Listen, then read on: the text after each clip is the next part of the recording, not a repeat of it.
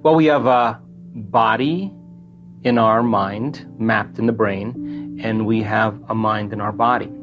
And Descartes kind of separated the two, but there's never a time where the body isn't influencing the mind, and there's never a time where the mind isn't influencing the body. In fact, they're one and the same. So the majority of people's thoughts are connected to certain feelings that influence very specific hormonal centers in the body.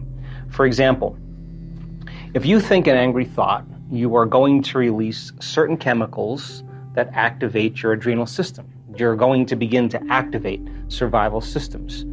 If you feel suffering, or if you feel pain, or you feel guilty, you produce a different biochemical reaction that produces different hormonal centers to be activated. So most people's thoughts and feelings are taking most of the energy of those thoughts and storing them in the first three energy centers of the body. People call them chakras, but the first three centers are centers of survival. And the procreation, consumption, and fight or flight is how most people have survived the majority of their lives. In other words, in survival, it's not a good time to open your heart. So very little people actually make the effort to open their heart. And most of their thoughts and feelings are activating these lower centers. So the majority of the body's energy is stored in these first three centers. So then 95% of that energy stored in the body has to be liberated and driven back to the brain. So we do this breath as a way to pull the mind out of the body or send the energy. And yogis would probably love this breath because they have a lot of conscious control over the intrinsic muscles of their body. So the breath is about contracting those intrinsic muscles, the muscles of the perineum, the front and back muscles we use for elimination, the muscles of our lower abdomen or upper abdomen. When we inhale through our nose and we squeeze these muscles, what we're doing is we're pulling that energy from those lower centers up into the brain. Now, when you inhale, normally when we're just hanging out and breathing, when you inhale, the sutures of your skull slightly open up, and your bone at the base of your spine, called your sacrum, that upside down triangle, actually flexes back. So when you inhale and those sutures open up and your sacrum flexes back, the spinal fluid drains. When you exhale, the sacrum flexes forward and those sutures close and it pushes the fluid up. And so inhaling and exhaling begins to propagate a wave. Now, cerebrospinal fluid is made of proteins and salts in solution. And proteins and salts in solution have a charge. When you drop them in solution, they have a negative or positive charge. So now when you begin to inhale and you begin to pull that cerebrospinal fluid up towards your brain and you accelerate those charged molecules, according to physics, when you accelerate a charged molecule, you create a invisible field called an inductance field. So now there's information going from your brain to your body and from your body to the brain all the time. But when you do this breath and you start accelerating those charged molecules, you create this inductance field moving in a certain direction, and all of a sudden, all that energy from those lower centers start moving up to the brain. If you do this properly and you have a little passion and you start moving this fluid, there'll come a moment where the sympathetic nervous system will switch on and merge with the parasympathetic nervous system. And when that happens, all of a sudden, all the energy you use to make a baby, all the energy you use to digest a meal, all the energy you use in a stress response, instead of it being released out chemically, it's being drawn up to the brain. All that energy goes right up into the limbic brain, and it hits a gland called the pineal gland. And the pineal gland is a very specific gland that makes serotonin and melatonin.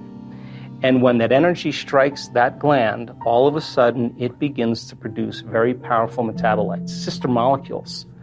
And all of a sudden now the brain becomes super lucid.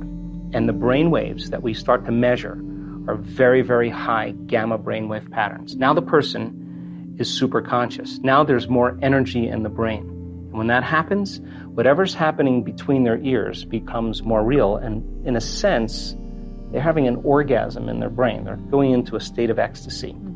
So then you're transmuting anger. You're transmuting fear. You're transmuting guilt or pain as well.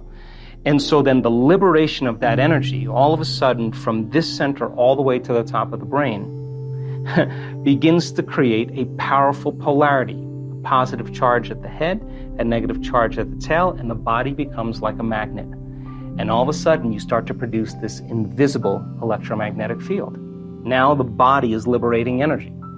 Now, once the pineal gland is signaled, it sends a direct signal to the pituitary.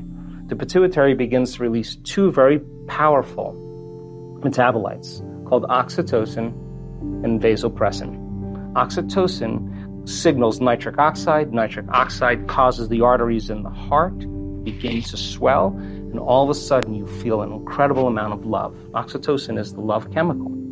When you feel love and gratitude, all of a sudden you're in a state of receivership. And then there's a reverse field that begins to come in the other direction. We've measured this.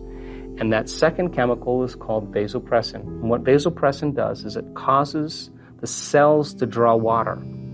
So people with chronic bladder infections, people with diverticulitis, people with food allergies and indigestion, acid reflux. You have them all do the same breath. They do the same breath, and it's just the liberation of energy. And once that energy starts to move and it starts to travel up to the brain, we've measured this on so many brain scans. We can actually predict when it's going to happen.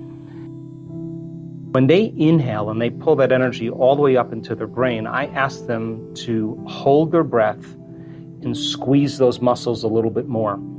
And when you hold your breath and squeeze those muscles, you increase what's called intrathecal pressure. And intrathecal pressure is what you use when you lift something up and you push against your insides. Well, the pineal gland sits right at the base of the third ventricle. And inside the pineal gland are these tiny little calcium carbonate crystals. They're stacked rhombohedrons. They're stacked on top of each other. And if you find the research, and I found it, the pineal gland has been called a neuroendocrine transducer with piezoelectric properties. Now, those are just big words. But piezoelectric effect is when you take a mechanical stress and you apply it to some crystals, and it begins to produce an electric charge. So then the act of inhaling and bringing that breath all the way to your brain with passion and squeezing those muscles, and yogis can do this really well, and holding your breath, you're exerting pressure against that pineal gland. And as you start to compress those stacked crystals, you begin to produce a piezoelectric effect. And you're taking a mechanical stress and you're turning it into an electrical charge. Now you're electrically activating those crystals. And those crystals are very sensitive to frequency. And all of a sudden, when they become electrically activated, the pineal gland becomes like a radio antenna. And now it can pick up frequencies faster than the speed of light. Now, why is that important? Because your pineal gland right now is determining whether there's enough light in this room. And if there's enough light in this room, it'll make a neurotransmitter called serotonin. And serotonin gets your brain up and awake, and you can function with conscious awareness. But when the light diminishes and there's an inhibition of light, serotonin is transmuted into melatonin. Melatonin is the nighttime neurotransmitter. It helps us to go to sleep. But serotonin and melatonin are directly related to the wavelength of visible light. So then we're producing certain rhythms and chemicals in our normal waking day based on our environment. But when the pineal gland becomes electrically activated, it literally begins to produce a resonant electromagnetic field. And now that begins to send a signal out, and those crystals stretch until they can't stretch anymore, and then the field reverses and it compresses those crystals, and all of a sudden you have a little antenna right up in your pineal gland. And now it can pick up frequencies that are faster than the wavelength of light. That's called the quantum. And all of a sudden now it will pick up a frequency and transduce. And a transducer is like a television. It takes a frequency and turns it into a picture. And all of a sudden the person has an inner vision. And that inner vision is more real than the world we're sitting in right now. And melatonin then starts to turn into some very powerful chemicals. One of them, or two of them, are the most powerful antioxidants known to man. Anti-cancer, anti-aging, anti-heart disease, anti-stroke, anti-neurodegenerative, anti-inflammatory. Another chemical is the same chemical found in hibernating animals. No sex drive, no appetite, no preoccupation with the outer world. The inner world starts to become more real. The body moves into stasis. It's the same chemical where the caterpillar becomes the butterfly. Take the molecule, tweak it again. You have a benzodiazepine, fits in the same receptors. What it does is it suppresses the survival centers in the brain. Take the molecule, tweak it again, and now you have the same chemical found in electric eels, a very powerful biophospholuminescent chemical. Tweak it one more time, and now you have dimethyltryptamine, the most powerful hallucinogenic known to man. And now, person's going on a vision. And that's why it's called the third eye. I call it the first eye because now it's releasing its elixirs and we start having very profound dimensional experiences. So pulling the mind out of the body is beginning to liberate energy, and it begins to produce a magnetic field, electromagnetic field. But when the latent systems switch on, now we're going to access information no longer from our three-dimensional reality. We're going to access that information from the field, and the brain is going to begin to transduce that frequency carrying information into very profound imagery, and the person's going to have a full-on sensory experience without their senses, and it's going to be more real than the world we're sitting in. Yeah, I've been knocked unconscious, I don't know, maybe hundreds and hundreds of times. I see a flash of light, that energy goes right into my brain, and wow, it's the most blissful experience of my life. And sometimes I remember, sometimes I don't, and my body will do all kinds of crazy things because it's information coming into the body, and it's got to be able to process that frequency. So where there's energetic blocks, or there's a pathway that it can't move through, that energy is going to have its way with the body, and it's going to cause the body to do all kinds of wild and crazy things. And it's just information. I mean, and our ability, we really have two choices when this happens. I mean, from my experience anyway. When something unusual happens, people always say, oh, I want the unknown. I want the unknown. When the unknown comes, a lot of people aren't ready for it because it scares the living daylights out of them. You have one of two choices. In our brain scans, we've actually seen this. A person who gets afraid will move from that elegant state into a high beta brainwave state, a stress state, and they'll disconnect. They'll come back to their body and they'll lose the experience. Others, they relax and surrender into it. And the more you relax and surrender into it, and the less you resist it, the less impedance there is, the less physiological conditions we have. So when it happens, we have to literally surrender and relax into it. And that sounds very easy because, but a lot of times it's not. A lot of times it's more difficult than we think because it's a very powerful frequency. And the feeling that you have is a tremendous amount of love if you can fully surrender to it. And it's not chemical, it's electric. And you can feel it in every single cell of your body. That's the side effect of that we've seen is a biological upgrade. We've seen people's eczema, tumors, Parkinson's, rheumatoid arthritis, Hashimoto syndrome, literally go away after one biological upgrade. All disease is lowering a frequency and an incoherent message. And you can say in that moment, when that latent system switches on and those microtubules start vibrating, you feel such a level of coherence and order. You feel connected to something greater that you want to have that experience again. And so then the next time you do that breath, you have more intention, you have more passion, and you're literally drawing that energy up into your brain. And literally, one woman said her brain scan was off the chart. She said, another one of these and I don't need a husband. I mean, she had so much energy in her brain. It was a full-on ecstatic experience. So people are doing it, and the side effect is that the body begins to change dramatically. If you could use the same muscles right now, contract the muscles you use for elimination, front and back, and you were to lift those muscles up, you would be lifting up your pelvic floor, your perineum. Those are the muscles we're going to use to contract the energy related to the first center. If you were to pull your abdomen in and touch your belly button to your spine, you would be contracting the second center, where you would begin to milk the energy out of the second center. If you contract your upper abdomen, now you're contracting the muscles that are related to that center. The act of inhaling through your nose while you contract those muscles, coupling those together, is the act of pulling that energy. Where do we want it to go?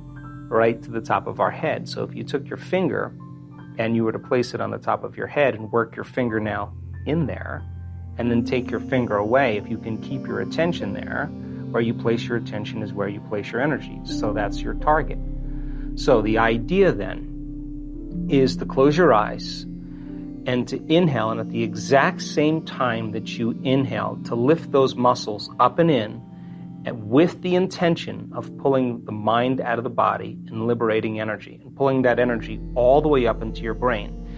As you inhale, one slow, steady breath. Follow it from your perineum, through your lower abdomen, through your upper abdomen, through your chest, through your throat, through the brain, all the way to the top of your head. And when you get to the top of your head, hold your breath and now squeeze those muscles a little bit more and just pump that fluid up against the back of your brain and hold it. And then you exhale, relax, and feel.